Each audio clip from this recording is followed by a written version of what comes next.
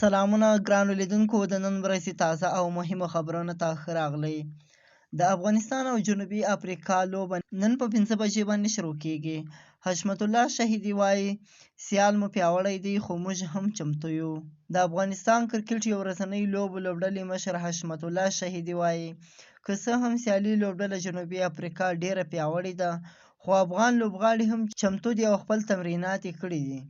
د افغانستان او جنوبي افریقا ترمنځ د دریو ورځنیو سیالیو د لوبې لړۍ د افغانستان په کوربهتوب د متحده عربو اماراتو شارجه کې نن چهارشنبې د افغانستان پر وخت د مازدیګر 4:30 او د پښتونخوا پر 5 بجو پیلیږي. ښاغلی شهیدي چې له دغه سیالیو یوه ورځ وړاندې د خبریالانو پوښتنې ته ځواب ورکړی ده ویلی دی موږ پوره اماده یو. 3 ورځې مو تمرین کړی دی.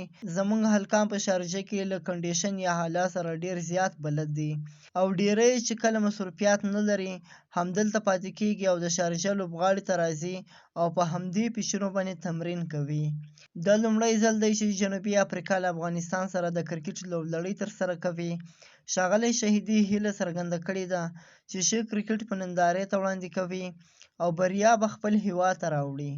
ښاغلی شهیدي دغه لوبلړۍ د افغانستان کرکټ لپاره مهمه بللې ده او دا یې ویلي دي جنوبي افریقا ډیره غټه او پیاوړې لوبډله ده ښه کرکټ کوي او له پخوا د کرکټ ښه تاریخ لري. نوموړي دا د افغانستان لپاره ښه موقع بللې ده چې سیالي ورسره وکړي او لوبډله ترې وګټي.